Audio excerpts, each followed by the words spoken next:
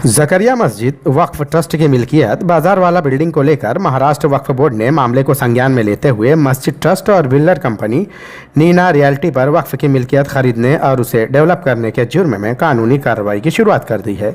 आपको बता दें कि 2012 में जकरिया मस्जिद ट्रस्ट ने नीना डेवलपर्स को बाजारवाला बिल्डिंग जकरिया मस्जिद ने बेची थी।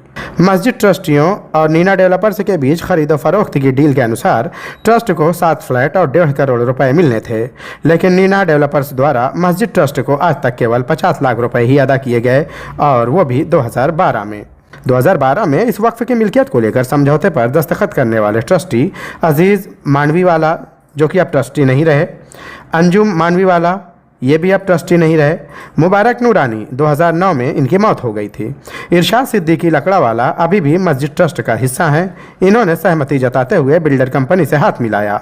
यही वजह है कि वक्फ बोर्ड ने उन सब के खिलाफ कार्रवाई की बात कही है। आपको पता होगा कि कुछ नोटिस को लेकर जो है सवाल उठे थे कि ये नोटिस वक्फ बोर्ड के रिकॉर्ड में नहीं है।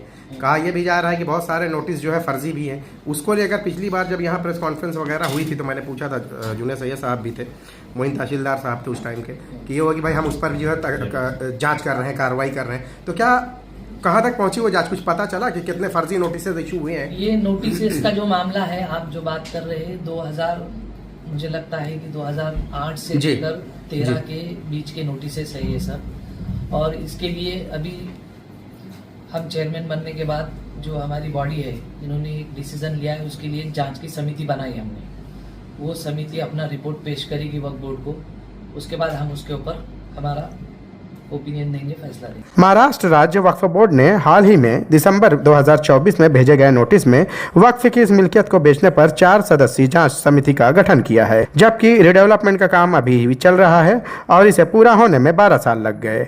अब तक सिर्फ 11 माला तक ही बन सका, जबकि प्लान के मुताबिक इसे 30 माले तक बनाना है। यह किसी भी मस्जिद या वक्फ ट्रस्ट के लिए अपनी मिल्कियत इस तरह से बेचना या कोई सौदा करना नाहक है, जिसकी वजह से वक्फ बोर्ड को कार्रवाई करनी पड़ी। ट्रस्ट ने इमारत के एकमात्र डेवलपमेंट के लिए सहमति जाहिर की थी, जबकि इसे किसी भी दूसरे इमारत के साथ डेवलप करने के लिए नहीं कहा था, लेकिन बाद में इसे डेवलप करने के लिए 2 और इमारतों के साथ इसे मिला दिया गया। अहम सवाल यह है कि मस्जिद ट्रस्ट द्वारा वक्फ की संपत्ति बेचे जाने के बाद भी इमारत के निर्माण कार्य को नहीं रोका गया, हालांकि यह करार हुए समझौते के खिलाफ था। आपको बता दें कि नीना रियल्टी को यह कोई एक नोटिस नहीं जारी की गई है, बल्कि कुल 2 नोटिस दी गई है, क्योंकि उन्होंने वक्फ ट्रस्ट की 2 मिल्कियत को अवैध रूप से खरीदा है। एक ट्रस्ट जो कि जकरिया मस्जिद ट्रस्ट है, जबकि दूसरा हाजी मियाँ बल्लू मियाँ पठान ट्रस्ट है। Neena realty builder company Sabir Nirman की है। साबिर ने इलाके में कई ऐसे वक्फ की मिल्कियत खरीद कर जमकर मलाई इकट्ठा की है।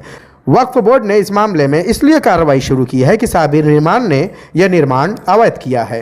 हालांकि साबिर का कहना है कि उन्होंने वक्फ बोर्ड से एनओसी ली है। अब अहम सवाल और सोचने वाली बात यह है कि वक्फ बोर्ड अगर एनओसी जारी करती है तो उसके बाद अपनी मिल्कियत की एनओसी वो क्यों जारी करेगी?